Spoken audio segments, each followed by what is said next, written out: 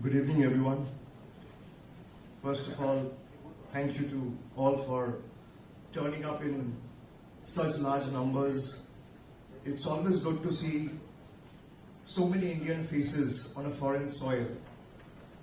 It also reminds me of India's might and vigor and blitz on a foreign soil, and is a testament to the fact that in this war against terrorism, India is not alone. It has its diaspora by its side.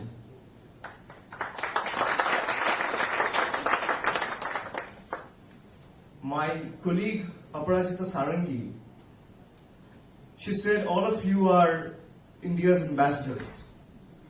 Well, on a lighter note, now that she has declared all of you as ambassadors, you don't need to turn up to the embassy. You can have your own PIOs and OCIs done at your home, and that will further ease your job. But seriously, why I agree with her is because when you carry that Indian passport, you carry the aspiration and hope of 140 billion people, 1.4 billion people, 140 crore Indians. You carry India's pluralism. You carry India's idea of unity in diversity and its strength in adversity.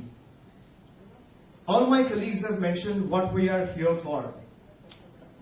And all of you must be thinking that what is it that Indian diaspora or Indians living in Jakarta or Indonesia can contribute in this global fight against terrorism? Because I truly believe that this is not an issue about India's national security anymore.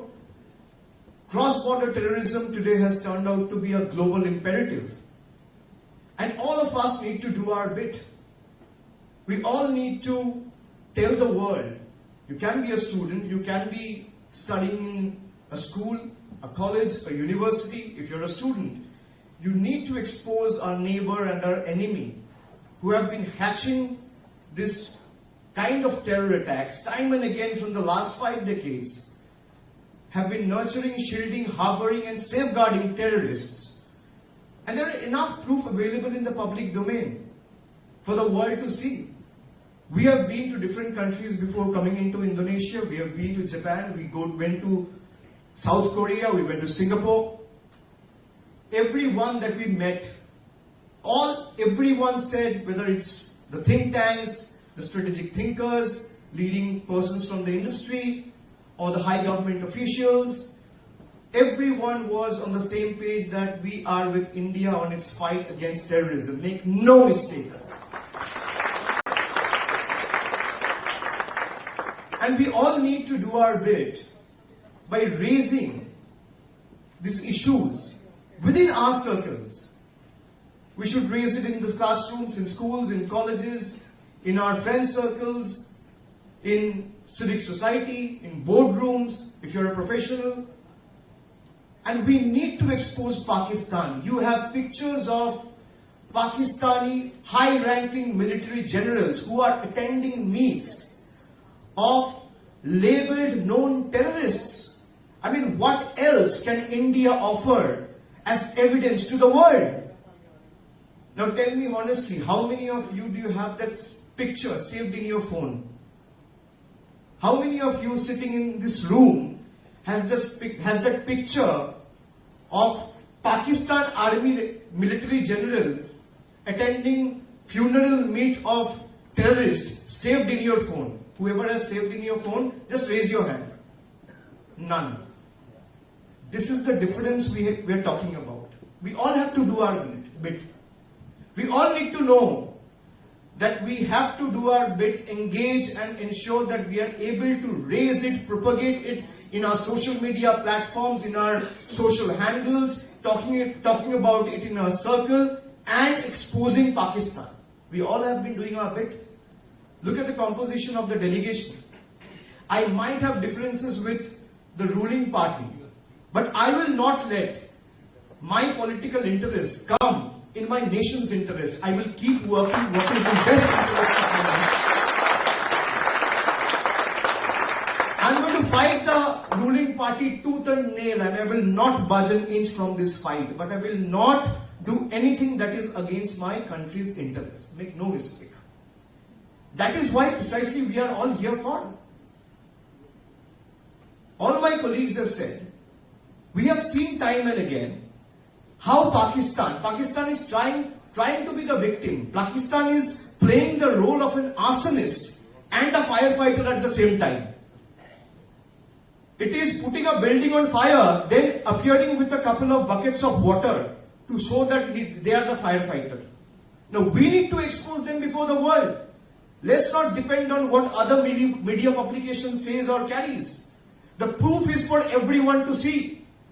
In every terror attack that has happened in the world, from 9/11 to Mumbai 2008, 26/11 terror attacks, to 2006 Mumbai train local bombings, to 1993 series of Mumbai blasts, everywhere there was a connect with Pakistan.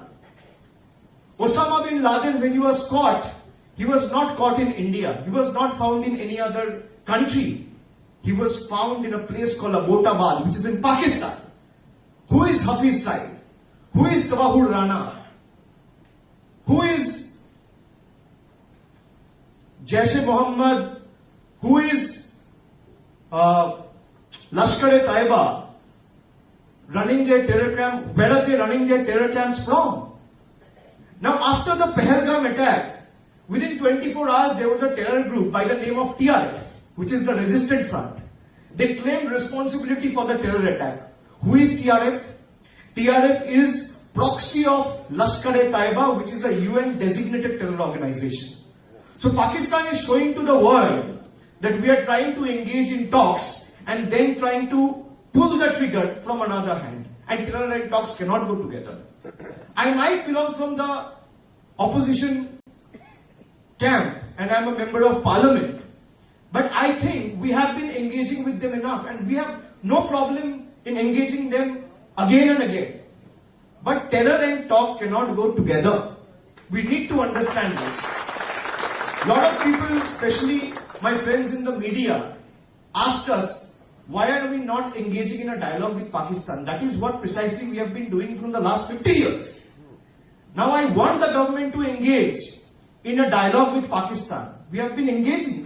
We belong from the land of Rabindranath Tagore, Mahatma Gandhi, Netaji Subhash Chandra Bose. We will be the last one to talk about violence, attacks, terror.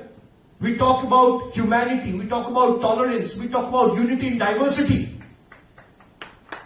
But this time when the government engages, I want the government and every Indian should agree with me that this time when we approach and when we engage with the Pakistan counterparts, we should talk about reclaiming POK, where the terror attacks were planned, where terror infrastructures were ran to inflict blood and harm on Indians and Indian soil. We cannot tolerate this for an indefinite period of time.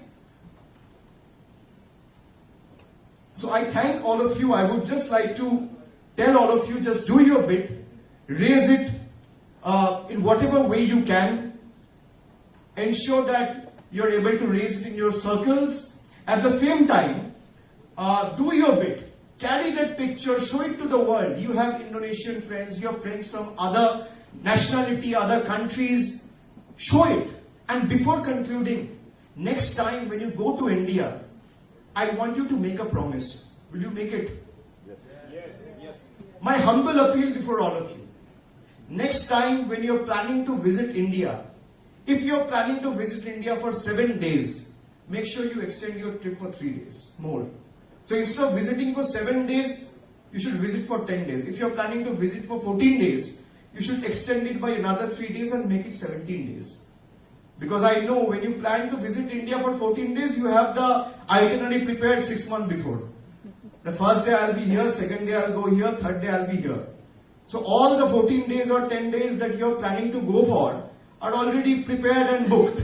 So another 3 days window I want you to dedicate, specially because I want you and your family to go to Kashmir and spend 3 days for betterment of India. Thank you everyone.